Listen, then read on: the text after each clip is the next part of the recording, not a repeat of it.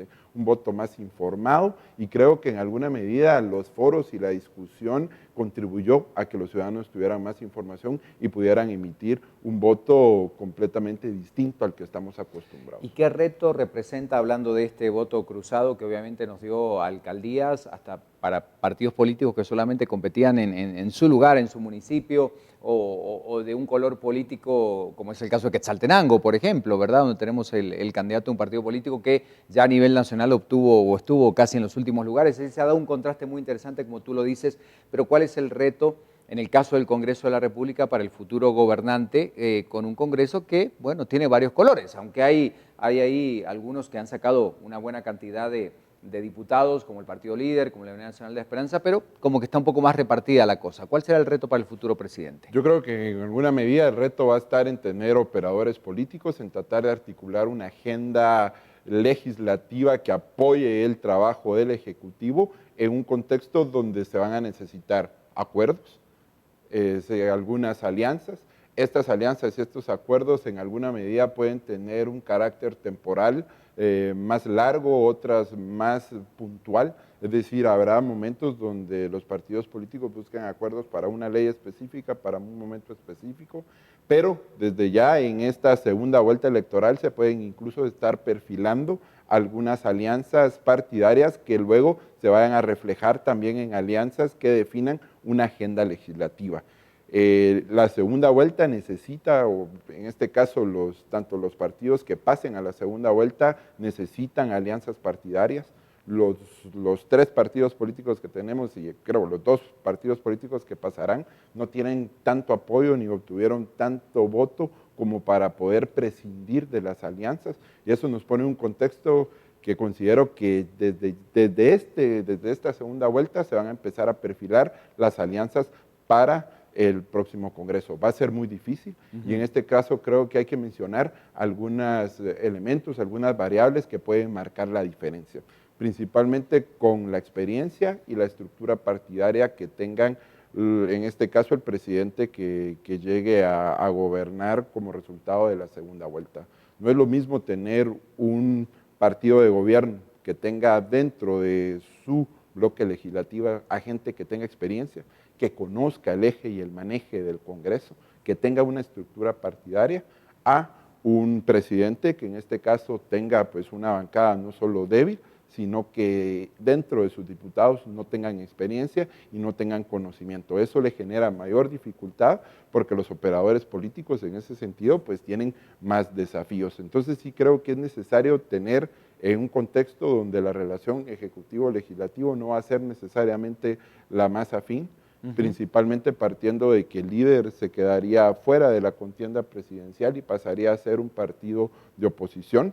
Habrá que ver cuántos de esos diputados efectivamente se quedan en el líder y no se mueven incluso antes de tomar posesión, así como lo están haciendo algunos alcaldes en este momento que ya se empezaron a desvincular del partido. Entonces sí creo que va a ser un Congreso bastante complejo, pero en alguna medida tanto la variable de experiencia, la variable de estructura partidaria, de capacidad política, los operadores políticos son vitales para lograr consensos y acuerdos.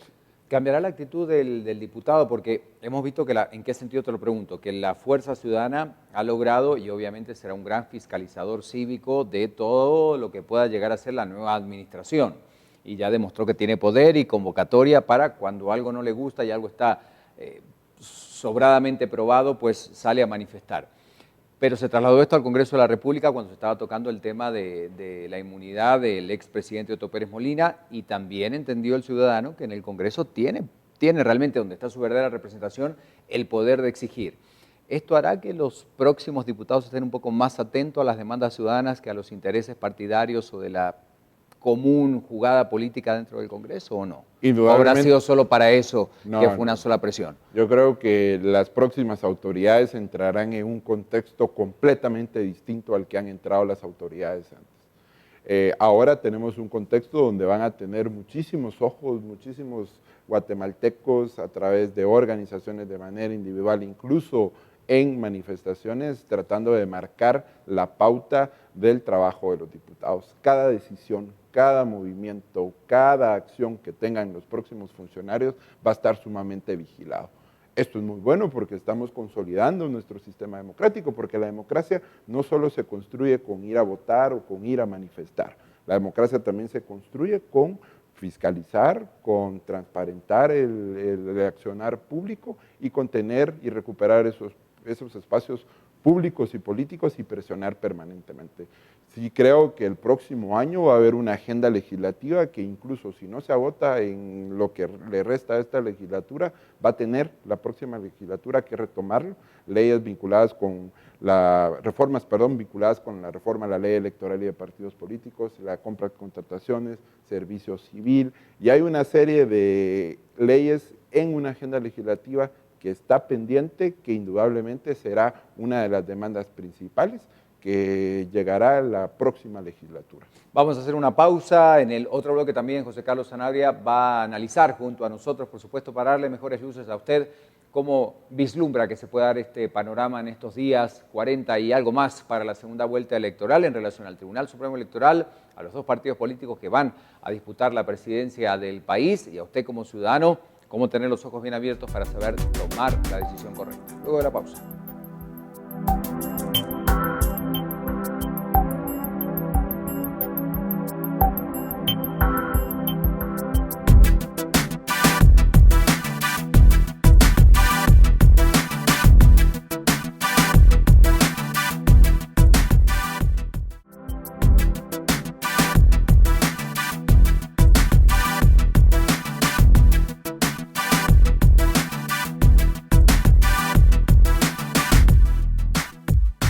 Carlos Sanabria sigue con nosotros, analista de ACIES, y por supuesto esta realidad que se está viviendo en el país de cara a la segunda vuelta electoral merece tomar muy en cuenta todos los elementos que están en juego. El primero de ellos, rol del Tribunal Supremo Electoral, mucha exigencia ciudadana de que sancionara a los partidos políticos sobre los que pesaba alguna denuncia, que habían excedido el techo de presupuesto para gastos en su campaña. O sea, hay una serie de retos que quedaron ahí medio volando en el aire.